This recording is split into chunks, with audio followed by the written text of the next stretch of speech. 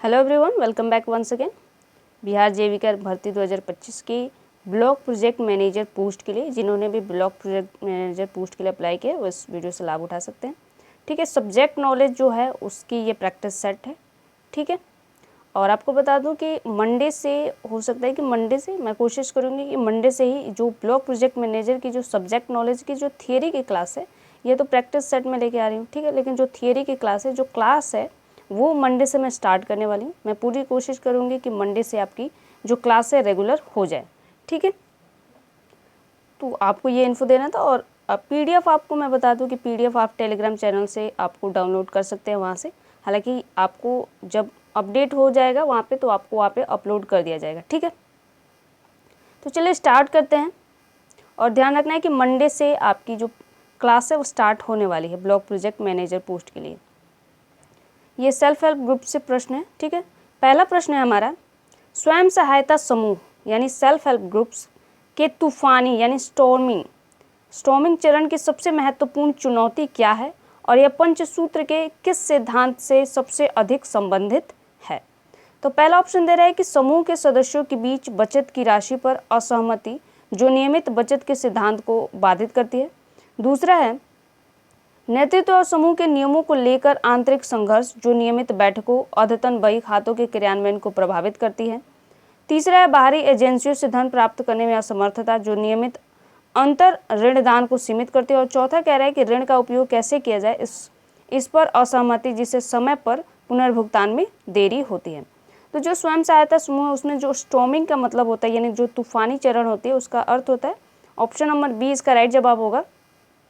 नेतृत्व समूह के नियमों को लेकर आंतरिक संघर्ष जो नियमित बैठकों के अद्यतन बही खाते के क्रियान्वयन को प्रभावित करता है। ठीक है, तो ऑप्शन नंबर बी इसका राइट जवाब है। यहाँ पे देख लीजिए, ऑप्शन नंबर बी राइट जवाब है। स्पष्टीकरण की बात करें तो तूफानी चरण को समूह के नियमों, नेतृत्व की भूमिकाओं और संघर्ष समाधान पर संघर्ष की विशेषता है जो नियमित बैठकों और अद्यतन बही खाते जैसी बुनियादी प्रथाओं को स्थापित करने के लिए महत्वपूर्ण है। यहाँ पे संकेतक भी दिया हुआ है कि विकास में तूफानी चरण में सदस्यों के बीच संघर्ष और बहस की संभावना सबसे अधिक होती है, विशेषकर जब वे अपनी भूमिकाओं को परिभाषित कर रहे हो। तो ठीक है, तो यहाँ पे ध्यान रखना है कि संकेत में क्या बात कह रहा है। अगला प्रश्न हमारा कि एक सेल्फ हेल्प ग्रुप्स के 3 सदस्यों को समय पर ऋण नहीं चुकाने के कारण निलंबित कर दिया गया।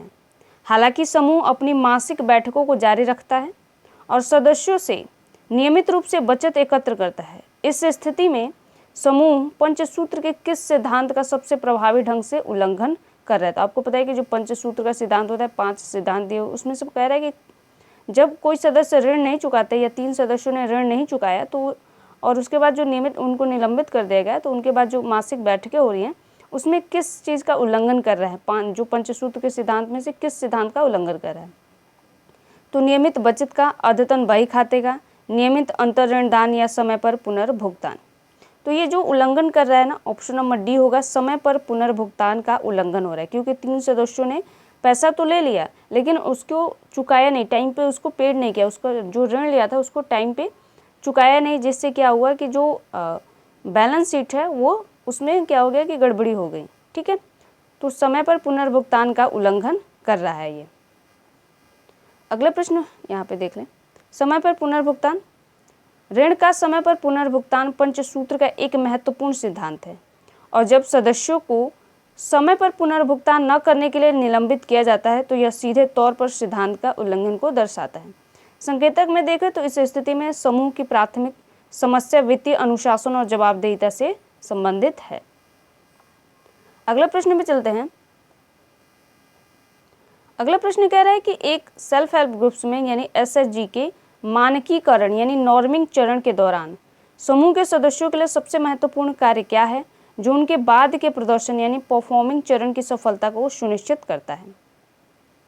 तो कह रहा है कि बाहरी एजेंसियों जैसे बैंक और सरकारी योजनाओं के साथ संपर्क स्थापित करना, सदस्यों के व्यावसायिक प्रशिक्षण और कौशल विकास कार्यक्रमों को व्यवस्थित करना, यह सर्वसम्मति से समूह के नियमों और कार्यप्रणाली स्थापित करना जिससे सभी पंचसूत्र सिद्धांत का पालन हो और उच्च ब्याज दर पर अधिक से अधिक सदस्यों को ऋण देना जिससे समूह में फंडिंग तेजी से वृद्धि हो। तो ये जो मानकीकरण होता है सेल्फ हेल्प ग्रुप्स में, इसका मतलब होता है कि प्रदर्शन, सदस्यों के व्यावसायिक प्रशिक्षण और कौशल विकास की व्यवस्था करना।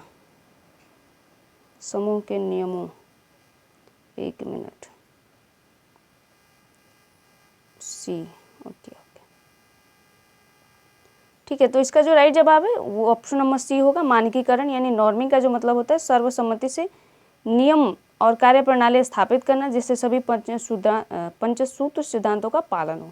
ठीक है, तो इसका राइट जवाब ऑप्शन नंबर सी होगा। मेरे को थोड़ा सा मिसअंडरस्टैंडिंग हो गई थी। ठीक है, यहाँ पे कह रहा है कि सर्वसम्मति से समूह के नियम और कार्यप्रणाली स्थापित करना जिससे सभी पंचसूत्र सिद्धांतों का पालन शामिल है। स्पष्टीकरण की बात करें तो यह मानकीकरण का मुख्य उद्देश्य है नियमों और कार्यप्रणाली का सफल निर्माण समूह को तूफानी चरणों से प्रदर्शन चरण में जाने में सक्षम बनाता है। यहाँ पे मानकीकरण चरण का सार समूह के सदस्यों के बीच साझा मानदंडों और अपेक्षाओं को स्थापित करना है। इसको ध्यान में रख सकते हैं। अगला प्रश्न है कि पंचसूत्र में से किस सिद्धांत का सीधा संबंध समूह की बाहरी एजेंसियों जैसे कि बैंक से ऋण प्राप्त करने की क्षमता से है? तो नियमित बैठक है, नियमित बचत है, अद्यतन बही खाता है या नियमित अंतर ऋण दान है? तो अद्यतन जो बही खाता है, ऑप्शन नंबर जो सी होगा इसका राइट जवाब होगा। ऑप्शन नंबर सी इसका राइट जवाब होगा, अद्यतन बही खाता। यहाँ पे देखा स्पष्टीकरण, तो यह सिद्धांत बैंकों को समूह के वित्तीय प्रदर्शन और विश्वसनीयता का आकलन करने में सक्षम बनाता है जो बाहरी ऋण के लिए एक महत्वपूर्ण शर्त है। संकेतक में देखें तो बैंकों को समूह को ऋण देने से पहले उनके वित्तीय इतिहास और स्थिरता की प्रमाणिकता होनी चाहिए। ठीक है, तो अगर कोई इंस्टीट्यूशन है, अगर उसका बैलेंस शीट अच्छा है और उसकी परफॉर्मेंस अच्छी है ऋण के मामले में, तो ऋण लेने में, बाहरी ऋण लेने में चुनौतियाँ नहीं रहती हैं। ठीक है, कह रहा है कि एक सेल्फ हेल्प ग्रुप के प्रदर्शन यानी परफॉर्मिंग चरण में पंचसूत्र सिद्धांतों को लागू करने की सबसे बड़ी चुनौती क्या हो सकती है? तो समूह के सदस्यों के बीच नए ऋणों की मांग में कमी या सफलता के बाद सदस्यों में अनुशासन की कमी जिससे नियमित बचत और समय पर पुनर्भुगतान में ढिलाई आ सकती है, नए सदस्यों को समूह में शामिल करना या बाहरी सहायता एजेंसियों से संपर्क बनाए रखना।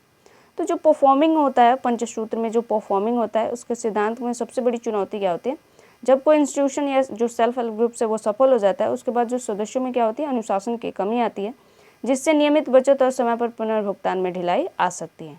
ठीक है, तो ऑप्शन नंबर जो बी होगा इसका राइट जवाब होगा। यहाँ पे स्पष्टीकरण को देखें तो जब कोई समूह सफल होता है तो सदस्यों में लापरवाही और अनुशासन की कमी आ सकती है जिससे पंचसूत्र का जो पालन कमजोर हो सकता है और प्रदर्शन चरण की एक सामान्य चुनौती है। कभी कभी जो सफलता है कभी कभी लापरवाही का कारण भी बन सकती है। अगला प्रश्न आपका कह रहे कि यदि एक सेल्फ हेल्प ग्रुप्स के सदस्य नियमित अंतर ऋण दान के सिद्धांत का पालन करते हैं लेकिन समय पर पुनर्भुगतान में अक्सर विफल रहते हैं तो इसका दीर्घकालिक प्रभाव क्या पड़ेगा? यानी अगर कोई सेल्फ हेल्प ग्रुप्स है, यानी जो समूह है, समूह संगठन है, उसमें से कोई पैसा लेता है लेकिन टाइम पर पेड नहीं करता है तो उसका जो लॉन्ग टर्म परफॉर्मेंस पर क्या इफेक्ट पड़ेगा, ये पूछ रहा है। ठीक है, तो समूह के सदस्यों के बीच बचत की आदत जो है मजबूत होगी क्योंकि ऋण वृद्धि नहीं होगी। दूसरा, समूह के सदस्यों के बीच सामंजस्य बढ़ेगा क्योंकि वे एक दूसरे की वित्तीय समस्याओं को समझते हैं। तीसरा कह रहा है कि समूह की जो स्थिति है कमज़ोर होगी और नए ऋण देने की क्षमता में कमी आ जाएगी। और चौथा कह रहा है कि बाहरी एजेंसियों से बैंक लिंकेज आसानी से प्राप्त हो जाएगा क्योंकि समूह के सदस्य लगातार ऋण ले रहे हैं। तो इसका जो राइट जवाब होगा, आपको पता है क्यों विफल हो रहे हैं, तो इसका दीर्घकालिक क्या प्रभाव पड़ेगा? तो ऑप्शन नंबर सी होगा, समूह की वित्तीय स्थिति कमज़ोर होगी और नए ऋण देने की क्षमता में कमी आएगी क्योंकि जो व्यक्ति पैसा ले रहा है, समूह से पैसा उठा रहा है और वो फिर उसको पेड नहीं करेगा, यानी उसको फिर जो ऋण की चुकौती नहीं करेगा, तो इससे क्या होगी? उसकी जो परफॉर्मेंस होगी गिर जाएगी, जो वित्त की समस्या उस समूह में आ जाएगी, फाइनेंस की कमी हो जाएगी, जिससे क्या होगा कि जो ऋण देने की उसकी क्षमता थी वो खराब हो जाएगी। ठीक है, तो ऑप्शन नंबर जो सी है इसका राइट जवाब है। चूंकि ऋण वापस नहीं आ रहा है, समूह के पास नए ऋण देने के लिए पर्याप्त पैसा नहीं बचेगा जिससे इसकी वित्तीय कार्यक्षमता पूरी तरह से समाप्त हो जाएगी। संकेतक में देखें तो एक चक्र को बनाए रखने के लिए दोनों चरणों का प्रभावी होना आवश्यक है। यानी अगर कोई पैसा ऋण ले रहा है तो उसको टाइम पे चुकाना भी बढ़ेगा, तभी क्या होगी, जो परफॉर्मेंस होगी वो लॉन्ग टर्म में अच्छी रहेगी। कह रहा है कि अद्यतन बही खाते का रखरखाव नियमित बचत और समय पर पुनर्भुगतान से किस प्रकार भिन्न है। तो पहला है, बही खाते वित्तीय अनुशासन का परिणाम है, जबकि बचत और पुनर्भुगतान वित्तीय व्यवहार का। बही खाते आंतरिक प्रक्रियाओं से संबंधित है, जबकि बचत और पुनर्भुगतान बाहरी एजेंसियों से संबंधित है। तीसरा कह रहा है कि बही खाते केवल मुनाफे की जिम्मेदारी है, जबकि बचत और पुनर्भुगतान सभी सदस्यों के लिए जिम्मेदार है।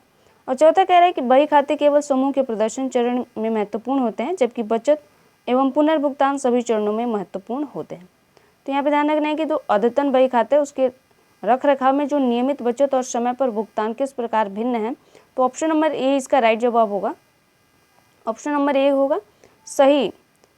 बही खाते की वित्तीय जो अनुशासन का परिणाम है, जो बही खाता है वो वित्तीय अनुशासन का परिणाम है, जबकि बचत और पुनर्भुगतान वित्तीय व्यवहार को परिणाम है। तो ऑप्शन नंबर जो ए है इसका राइट जवाब है। बचत और पुनर्भुगतान सीधे तौर पर समूह के सदस्यों की वित्तीय व्यवहार को दर्शाते हैं, जबकि बही खाते इन व्यवहारों का प्रमाणित और व्यवस्थित रिकॉर्ड रखते हैं।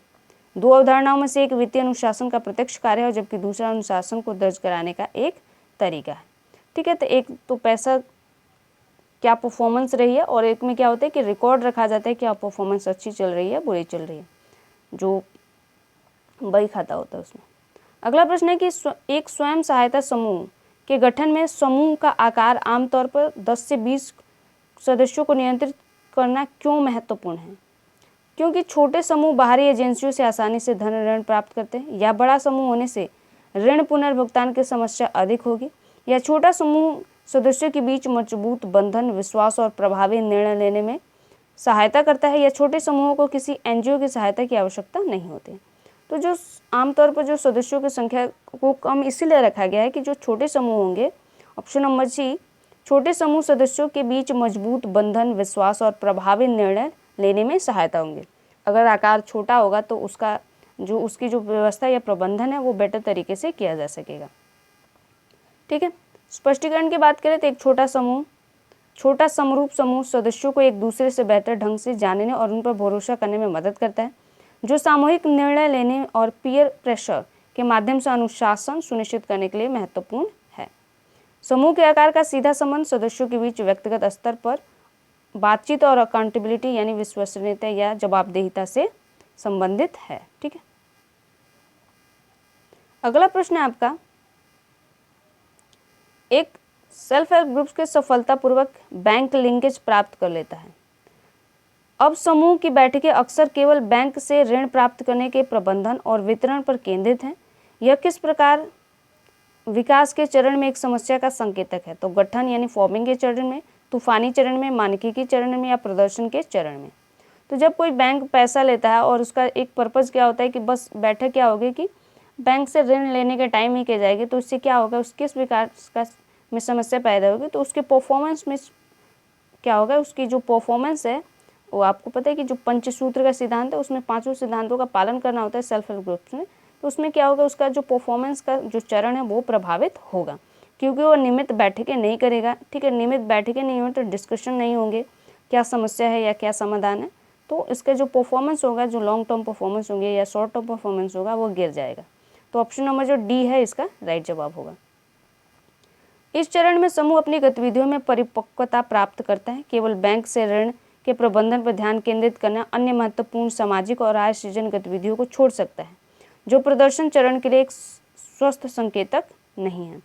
समूह की सफलता केवल वित्तीय लेन देन तक ही सीमित नहीं होती है, बल्कि यह सामाजिक और आर्थिक सशक्तिकरण के व्यापक लक्ष्यों पर भी आधारित होती है।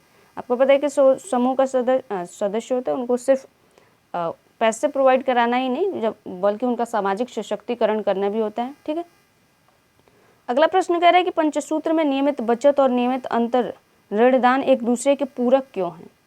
क्योंकि नियमित बचत सदस्यों के बीच वित्तीय जागरूकता पैदा करती है, जबकि नियमित अंतर ऋण उन्हें धन वापस करने के लिए प्रेरित करती है। दूसरा कह रहा है कि बचत समूह अपनी आंतरिक पूंजी बनाता है, जिसका उपयोग अंतर ऋण के लिए किया जाता है, जिससे सदस्यों की तात्कालिक वित्तीय जरूरतों को पूरा किया जा सकता है।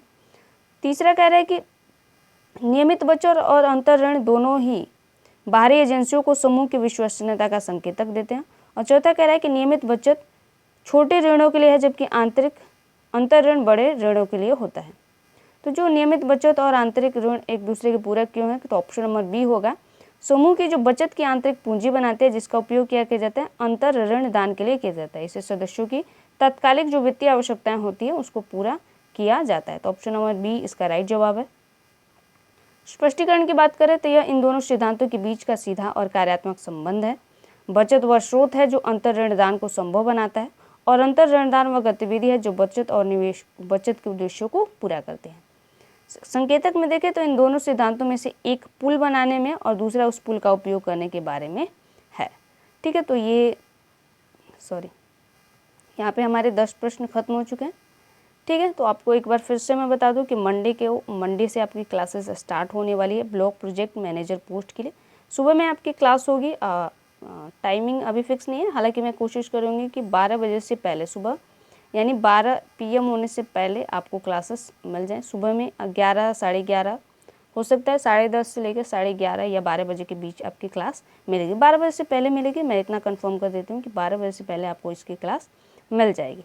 ठीक है, और शाम को इसकी आपको जो प्रैक्टिस सेट होगी वो भी प्रोवाइड कराई जाएगी। मैं पूरी कोशिश करूँगी कि प्रैक्टिस सेट साथ में ही चले।